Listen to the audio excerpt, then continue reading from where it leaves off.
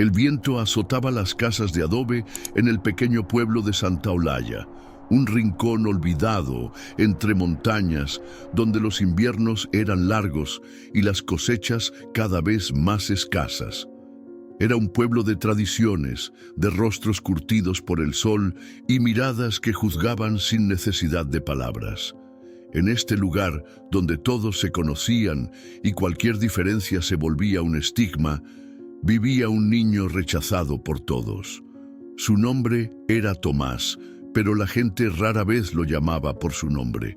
Para ellos, él era simplemente el extraño, el bastardo o el hijo de nadie. Nadie sabía exactamente de dónde había venido. Algunas ancianas decían que su madre llegó al pueblo en medio de una tormenta y murió esa misma noche al darlo a luz. Otras susurraban que era un castigo divino, un niño nacido de pecado. Lo cierto era que Tomás nunca fue bienvenido.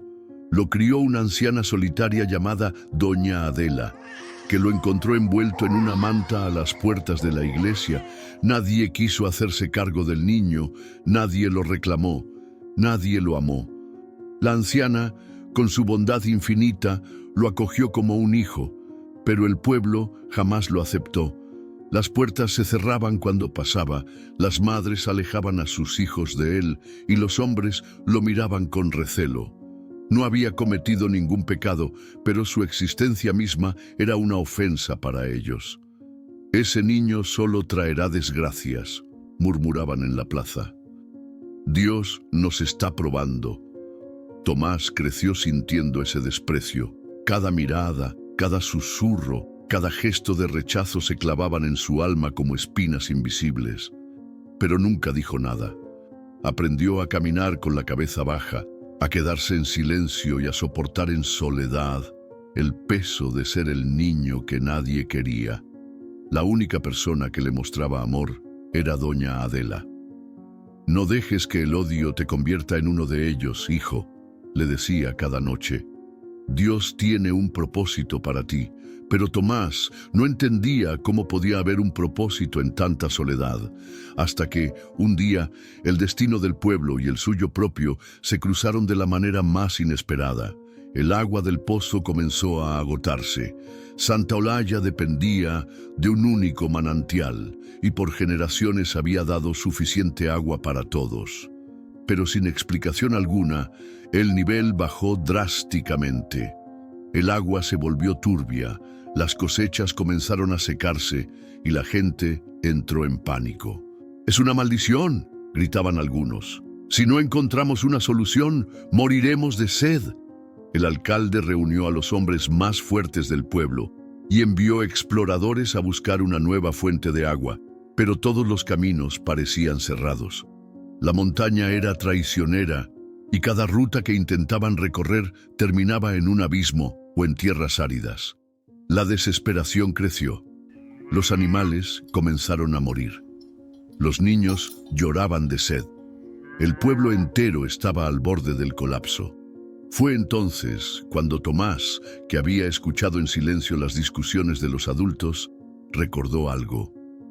Desde que era pequeño, le gustaba explorar los alrededores del pueblo.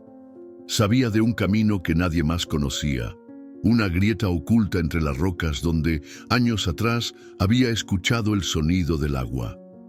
Un río subterráneo. Era la única esperanza. Pero cuando intentó hablar, la gente lo calló de inmediato. «Tú no tienes derecho a opinar», gruñó uno de los hombres. «No necesitamos la ayuda de un niño maldito. Es culpa tuya que el agua se haya ido». Las palabras fueron como látigos, pero Tomás no se rindió. Si ellos no querían escucharlo, él encontraría el agua por su cuenta. Así que, antes del amanecer, se marchó solo, sin saber que su decisión lo pondría cara a cara con el destino que Dios tenía reservado para él. El aire de la madrugada era helado, y el suelo de piedra bajo los pies descalzos de Tomás era áspero y traicionero. Sabía que el camino no era fácil, pero tenía que intentarlo.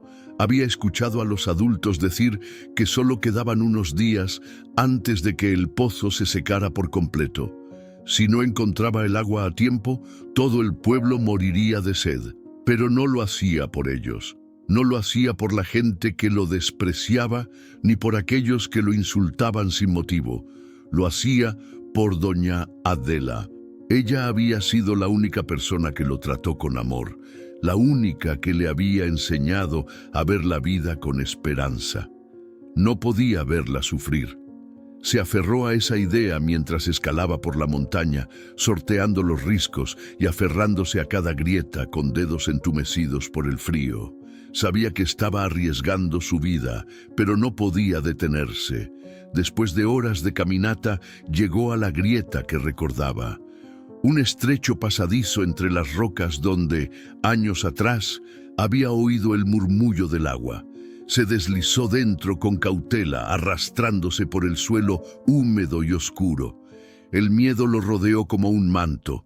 ¿Qué pasaría si estaba equivocado? ¿Qué pasaría si no encontraba nada? Pero entonces lo escuchó. El sonido de agua corriendo. El corazón le latió con fuerza. Siguió avanzando, palpando las paredes frías de la cueva, hasta que sintió la humedad en sus dedos. Un río subterráneo. El agua cristalina fluía bajo la roca, pura y abundante. Era la salvación que el pueblo necesitaba. Pero había un problema. El acceso estaba bloqueado por enormes piedras que impedían que el agua llegara al pueblo. Tomás tragó saliva. No podía moverla solo. Debía regresar. Debía convencer a la gente de que lo escuchara. Con el corazón latiendo de esperanza, salió de la cueva y descendió la montaña a toda prisa.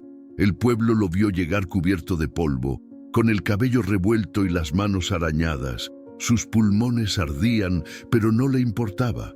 Corrió hasta la plaza donde la gente se había reunido para otra discusión inútil.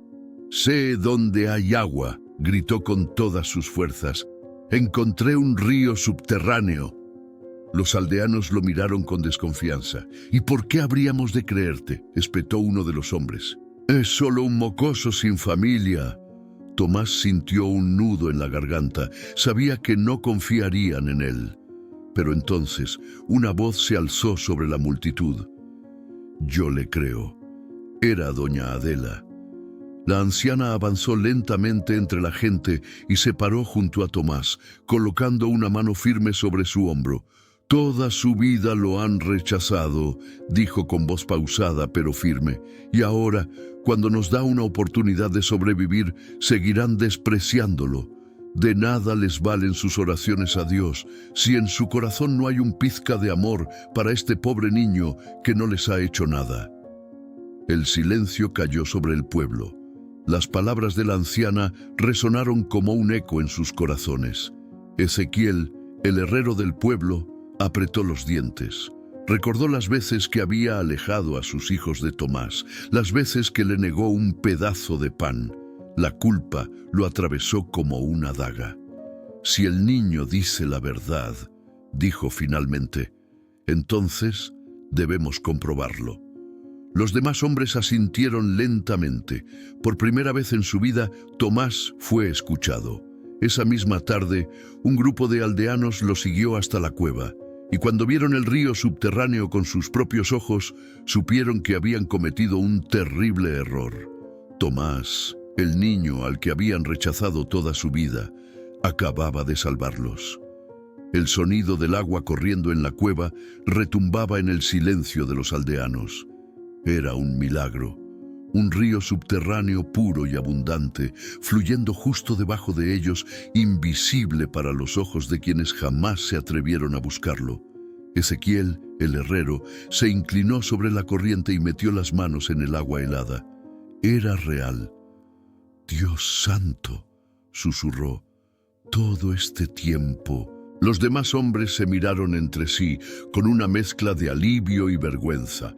Habían pasado días lamentándose, culpando a Tomás, despreciándolo. Y al final, él había sido la clave de su salvación.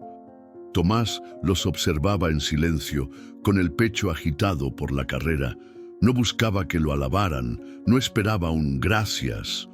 Solo quería que hicieran lo correcto. Tenemos que abrir un camino para que el agua llegue al pueblo, dijo con firmeza. Ezequiel lo miró, sorprendido por la determinación en su voz. Era solo un niño, pero hablaba con la seguridad de un hombre. Tendremos que mover las rocas, añadió otro aldeano, y cavar un canal hasta el pozo. Uno a uno, los hombres del pueblo asintieron. Se pusieron a trabajar de inmediato. Con picos y palas comenzaron a despejar el paso del agua. Las rocas eran pesadas, el trabajo era agotador, pero nadie se quejaba. Tomás también ayudó. Aunque sus brazos flacos no tenían la misma fuerza que los hombres, no se detuvo ni un segundo. Durante 3 días y 3 noches trabajaron sin descanso. El pueblo entero se unió. Las mujeres preparaban comida para los trabajadores, los ancianos rezaban, y hasta los niños llevaban cubos con agua para los cansados. Por primera vez, Tomás no era invisible. Ya no era el extraño ni el bastardo. Era uno de ellos, y entonces, al amanecer del 4.º día, sucedió. Cuando el último obstáculo fue removido, el agua fluyó con fuerza, como si la tierra misma hubiera esperado ese momento. La corriente avanzó por el canal recién cavado, serpenteando por la montaña hasta llegar al pozo del pueblo.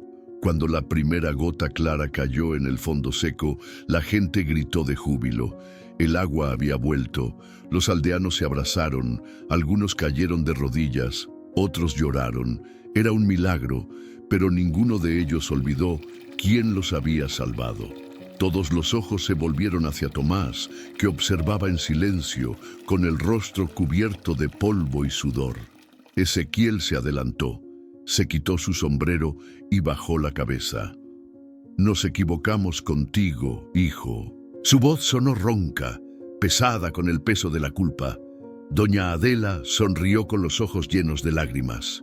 Su niño, el niño al que todos rechazaron, había demostrado tener un corazón más grande que todo el pueblo junto. Uno a uno, los aldeanos se acercaron. Hombres, mujeres, ancianos, niños.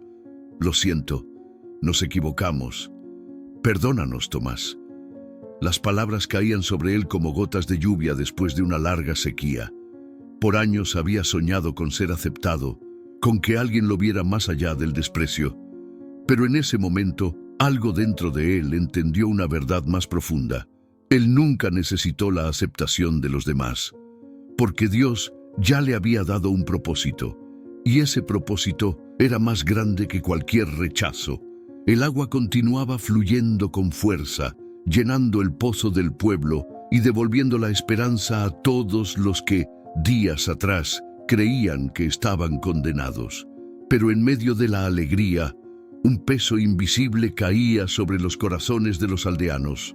La culpa, el niño que despreciaron, el que nunca tuvo un plato seguro en la mesa, ni una mano amiga que lo levantara cuando caía, había sido el único que se preocupó por salvarlos. Y él lo había hecho sin esperar nada a cambio.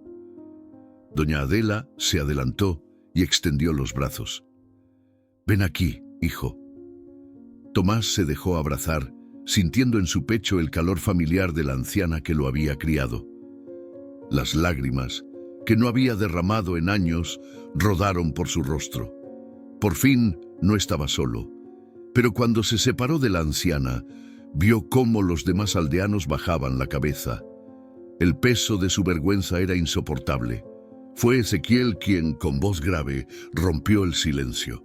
«No merecemos tu perdón, Tomás». El herrero, aquel que tantas veces le negó un pedazo de pan, aquel que apartaba a sus hijos de él, ahora lo miraba con respeto, con arrepentimiento sincero. «Te echamos a un lado, te hicimos sentir que no valías nada, y aún así nos salvaste». Los demás aldeanos asintieron. Algunas mujeres sollozaban en silencio. Los hombres se quitaban los sombreros en señal de respeto. Doña Ramona, la anciana que vendía pan en la plaza, se acercó con los ojos enrojecidos. «Si no fuera por ti, nuestros hijos habrían muerto de sed y nosotros también». Tomás los miró, sintiendo por primera vez que sus palabras no eran vacías. No querían hacer las paces por conveniencia, lo decían porque realmente lo sentían, pero en su corazón él ya los había perdonado hacía mucho tiempo. No guardo rencor, dijo finalmente, con voz serena. Dios me dio lo que más necesitaba, un propósito. Los aldeanos se miraron entre sí. Habían aprendido una lección que nunca olvidarían, y desde ese día Tomás dejó de ser un extraño en su propio hogar. El pueblo entero se comprometió a cuidar de él, a darle el lugar que siempre debió tener. Ya no sería más un niño olvidado, sino uno de los suyos. Doña Adela sonrió con orgullo, con el corazón lleno de gratitud. Ella siempre supo que Dios tenía un plan para su niño. Y ahora el pueblo entero también lo sabía.